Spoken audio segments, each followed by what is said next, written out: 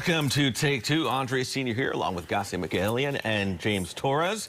And, you know, when the stories resurfaced again about payroll issues with San Francisco school district teachers, I'm like, no way, after all of this, that this is happening all over again. And, James, it appears that this is the case, that these teachers are dealing with this once more. It's not quite to the same level. Right, understood. So what's going on here is the districts just switched some new systems, some new payroll systems. They used an old thing called Empower. Everyone called it a disaster. It was the headache for everyone. That was the problem that was not giving some 4,000 teachers a good chunk of their pay, or causing pay to be delayed, or even going as far as messing with their health benefits. So come July, they changed to this new system called Frontline. The district saying that about 60% of California school districts use this thing, much more efficient.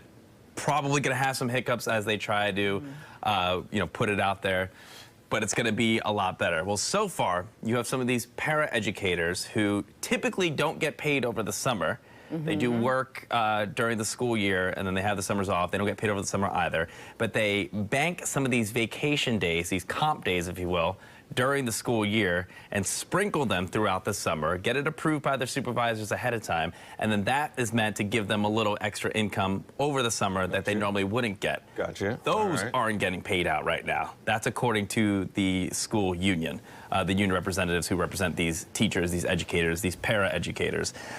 So the union members, the union leadership are now saying, well, if you can't even handle, you know, these small versions of it, we're starting to get nervous when the school year starts and you have to start cashing out these checks for the rest of the teachers and the rest of the district employees. So they're raising a flag right now, making sure, hey, school district, we're keeping our eye on you. We're lighting a little fire under you because we need to make sure that you know how this system works, how to make sure it works for everybody so that we don't run into bigger problems later like they did before. So we should note that the district paid $20 million for this new service. We should, you know, we've been long reporting on the budget issues within San Francisco Unified and many Bay Area school districts. You know, the money spent on something that was supposed to be better but kind of really isn't is also an issue here. Yeah, well, it's a little tough to say that it's not better. It's not as bad. It's causing problems. It's causing some issues right now. And I had a chance to chat briefly with the school board president, Phil Kim, who said 97% of all the teachers are getting all their stuff done correctly. You know, all of their pay and everything, benefits are all working out fine. It's that 3% that they're still trying to figure out. So it's still a low number, and the union still kind of agrees with that. Yes, it's only about, I think, 200 to 400 educators. But those are still 200 to 400 people who are getting cash and money, pay their rent and buy their groceries, that and the doctors had strategically planned on having for this time of year that they normally wouldn't get paid. So it's more of a, we're raising a big flag right now. They're planning a protest for tonight's school board meeting just so they can directly tell school board members and the superintendent, hey, here's what's happening, and now that we've told you, there's no excuse for you to not be aware of it. Moving forward, please take care of it before it becomes a bigger problem. So that meeting is planned, the protest is planned for tonight. That school board meeting is going to be later on tonight. But I still can't help but think about the you know, the few hundred folks that don't get a paycheck. You know, of all, you know, when I can't remember, that's happened to me once in my time in working in this business at some different company, where I just didn't get a paycheck. No, it didn't happen here. But it was just a fluke. And it, you know, I don't think it happened to a bunch of other people. But you got to imagine that this is the one thing that people need to count on. And so as I'm thinking about this, I was thinking about the same thing you mentioned just a moment ago. It's like, God, I got to pay this. What would I do? Well, yeah, what would I do? I got this bill to pay for. Well, especially if you're considering the people who, you know, they and this is such a different thing, right? You know, who are strategically picking these approved vacation days to get a check for this specifically. I mean, it speaks to how much they need that check. You know? So first day of school is August 18th. Next Monday. Okay. And so I think that's kind of the big. Are they paid every other week, or I don't know what San Francisco Unified? I think it's a 15th and 30th scenario. Otherwise, it would be It would be so I guess maybe we should wait a couple weeks before declaring this a disaster. Yeah, I think the union representatives say they're waiting until the end of September to see what this rollout really looks like, and if there are any bigger issues. But they're going as far as filing labor disputes with the Public Employment Relations Board, the State Labor Board. They filed a cease and desist desist order against SFUSD, making sure that they, essentially stop not supplying the correct payment disbursements to their employees. And they say all of that is to essentially lay a legal piece of groundwork so that if this does become a bigger issue, they can just springboard off and start raising some larger legal concerns and challenges. Filing the complaint with the State Labor Board, what does the State Labor Board, do we know yet? What do they do in return? Yeah, so PERB, which is the acronym, they are essentially the mediator between a public agency and their union or their employer or what have you, whatever sort of relationship there is between a bunch of different state employment labor organizations. So you can file a complaint with them, they'll look into it, they'll investigate it, come to some sort of conclusion. There's so many different directions this can go depending on the complaint, but essentially what the union is trying to do right now is to raise the awareness to the state saying, hey, we're making this known right now that this is happening, this is something we're unhappy with.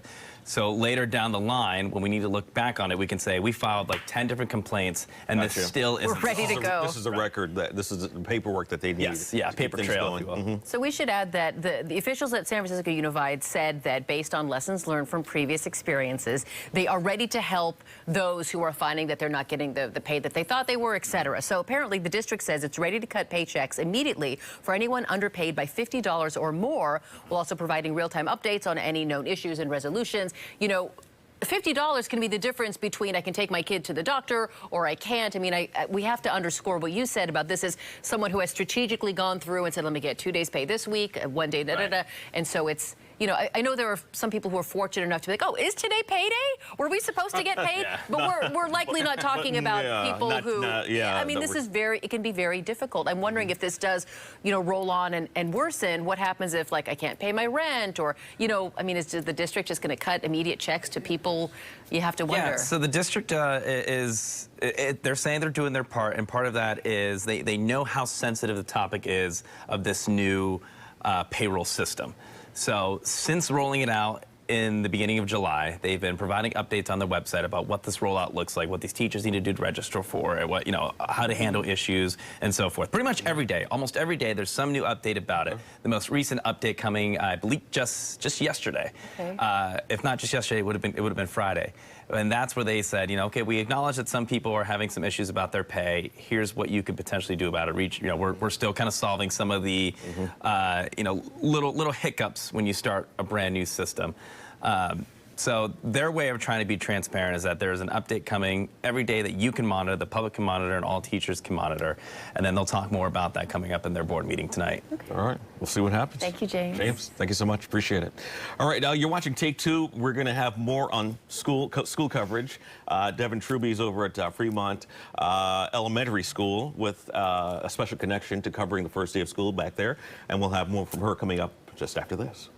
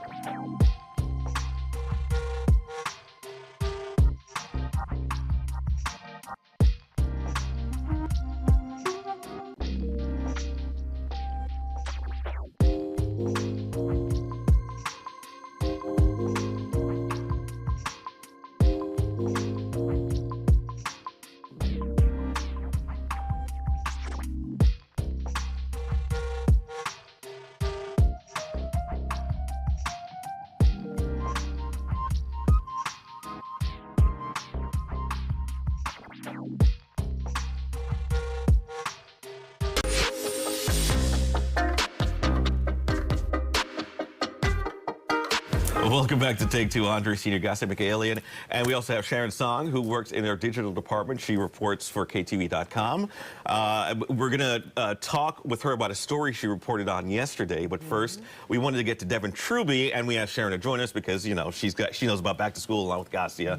So we wanted her to join us. But we want to get out to Devin Truby first, who is at an elementary school in Fremont that has special connection to her about the first day back to school. Devin, good morning to you. And this is your old elementary school, right? Yeah, good morning, Andre. Hirsch Elementary School. I am a fellow Bulldog, and then I went to Horner Junior High just on the corner, and Irvington High School around the block. So it is so nice to be back to celebrate the first day of school with the Fremont Unified School District. School is underway. Kindergarten is at recess. The sun is shining. It is a great first day of school. A lot of new, exciting things for the district. They are continuing to offer free breakfast and lunch for all students. They've also welcomed in 230 new teachers and staff members this school year, along with launching their electronic bus fleet, 14 buses for cleaner energy that can be connected to brand new 22 charging ports over at the district bus lot. Those buses also able to feed power and electricity back into the grid for the days that the grid is stressed, when we see heat or maybe for emergencies like in a wildfire situation. So a lot of new, exciting things coming to the district, including a film festival for the first time this year. I think it is fantastic timing. Sean Wong, he graduated a year above me at Irvington High School, has a critically acclaimed film, Dee Dee, which many people have probably seen. It's even in airplanes now. So I think it's just a wonderful tie-in and great timing for all these new things happening for the district. Devin, can I ask you real quick? I know you were able to speak live with the superintendent in the 8 o'clock hour of mornings on 2. I don't know if you had additional conversations off camera, but a lot of school districts here in the Bay Area are dealing with students who are stressed out because of either financial pressure happening at home, the larger conversation about immigration enforcement. Did you speak to the superintendent about sort of the somewhat unusual nature of this start of the school year? We did, and it's important to note that they also put out communications regarding the first day of school, specifically discussing those things. Superintendent Zach Larson, this is going to be his first full school year as the superintendent. Started last February after they had a superintendent for only 7 months, so a little bit shaky there, right? I think parents looking for a bit more certainty. He said his top priority is really working on the foundation and making sure that while Fremont Unified School District is in a great place academically, they need to be there for social emotional health. They need to have more mental health resources as well. And then also going back to the possibility of having ICE and immigration, they did address that in their letter, saying that schools are supposed to be a safe zone and that no one from the district will ever cooperate with any immigration enforcement officials if they were to show up to the campus. You know, getting ready for school, you know, it's probably one of the big things that many parents are dealing with right now. How's it been going for you? Devin, I'm circling in Garcia and Sharon to the conversation here, but how's it been going for you ladies here the last couple of weeks? It's ramped up. Like overnight, I like to sleep in, and this morning the alarm goes off. Well, you guys are morning people, obviously, but I'm not. Right. So the lunches, I got in to get my daughter up. Day 2, her alarm didn't go off, so like a little bit of chaos in the morning. Yeah. But you know, it's stressful, but it's good because summer was long. Yeah. Oh, look at you! Summer is long.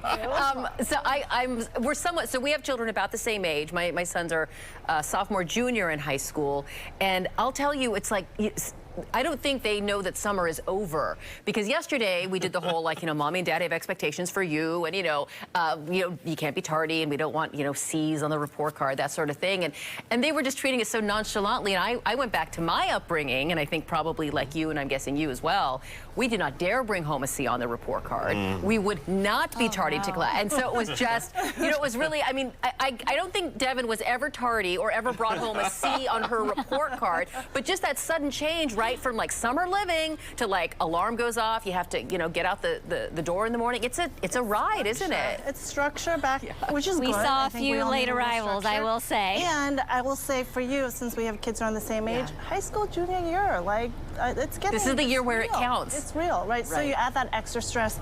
We're talking about stress and aspects of starting school, and the pressures that kids feel. I think that's definitely. Right. I mean, no doubt. Yeah. My daughter and her friends. It's college, college, college. That's all we talk about. Yeah. So, Devin, I did want to ask you though. Did you have a chance to speak to any of the parents out there, and what they're saying about the first day back to school, and all that goes along with it?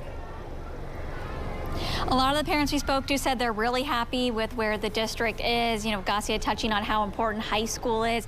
They had over 11,000 AP exams taken last year with an 88% pass rate. You can take those credits and put them directly towards college. Myself personally, I took 5 AP exams. That got me a full free semester of college. Wow. So I think that's definitely on the forefront of parents' minds and something that they want to hear. I think also something very mindful at the high school level, specifically here and at Irvington High School. If you all remember, I'm sure this is in the news, we covered it extensively. Up until last week, the young girl, the junior over at Irvington, was missing for almost close to 2 weeks. So I think that is something that's also top of mind here. The school mentioning wanting to have those mental health resources and things like that available. And us, a lot of parents out here walking their kids to school, taking those photos, wanting to celebrate those moments and memories, but also just to be here and be present. And I think that's also a very important part of the back to school conversation.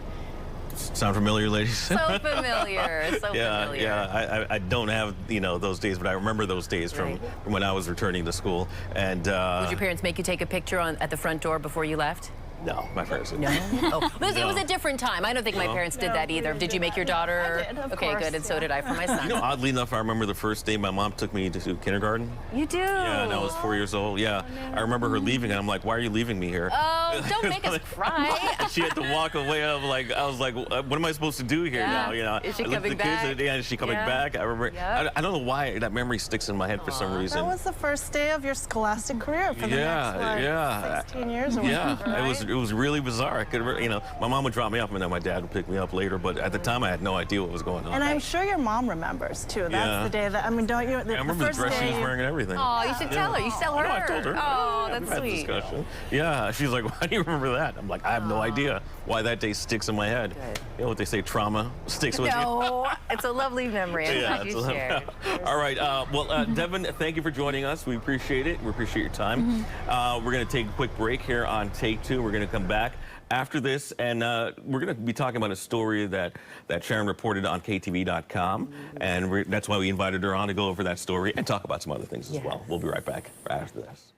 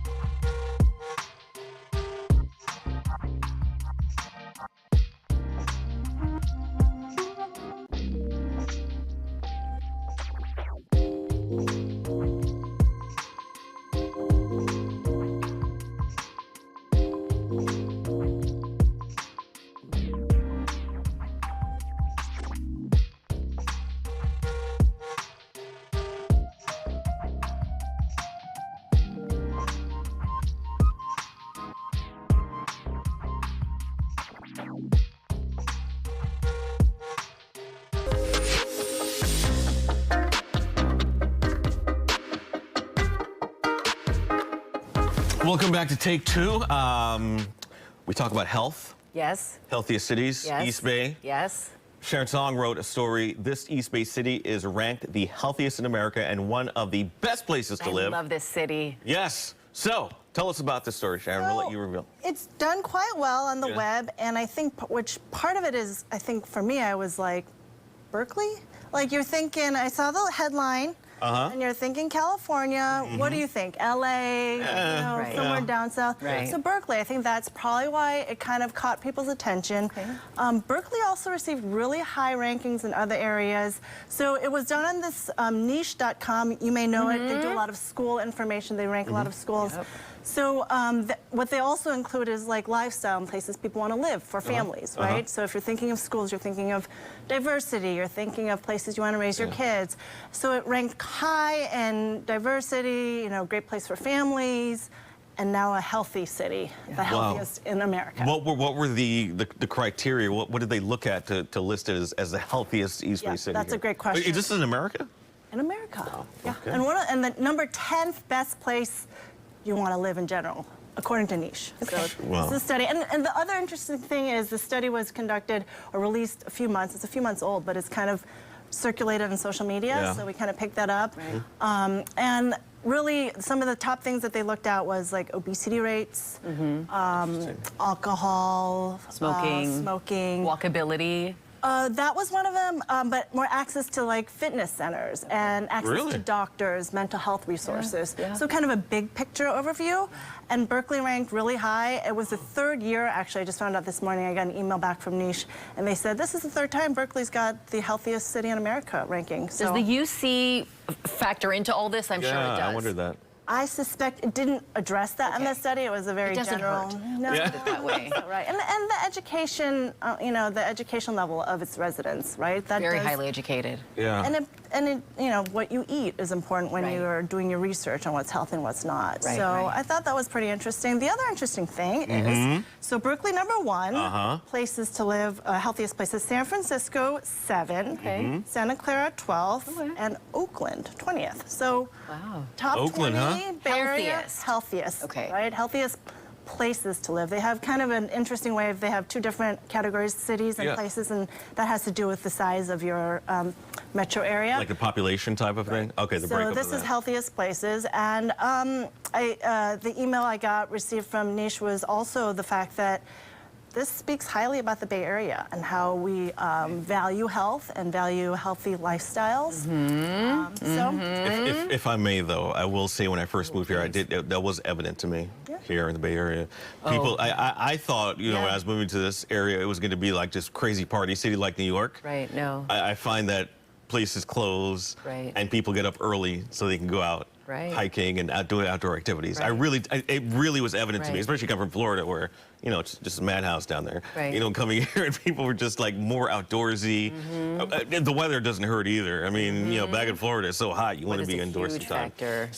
So I did notice that this was an area that people liked to be outside.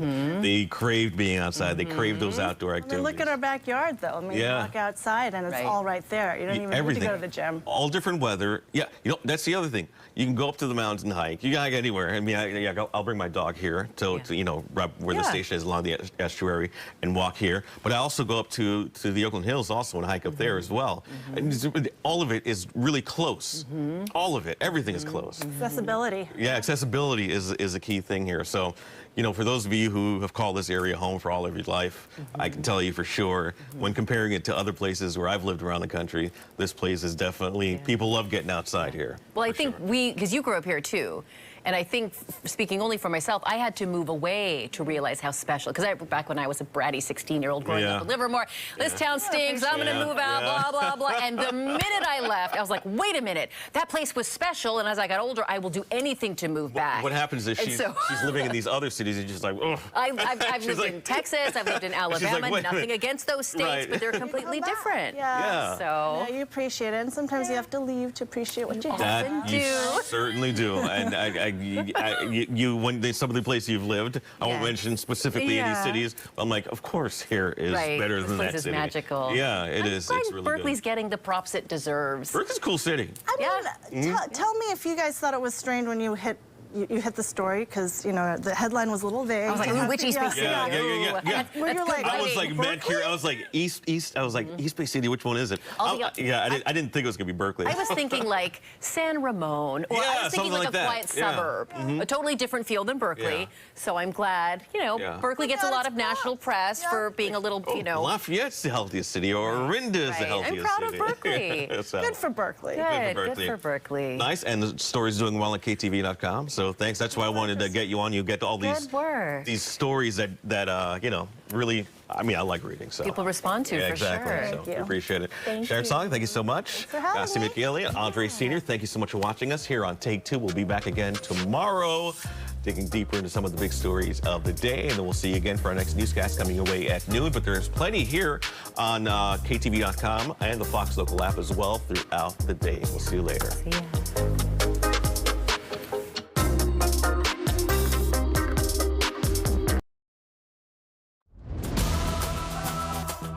Welcome to Offside in the Bay. I'm Claudine Wong, journalist and news anchor. And I'm Alex Lobham, former professional player, coach and lifelong fan. And this is a podcast about soccer. Everything from the World Cup to youth soccer and recruiting. We're also going to have one-on-ones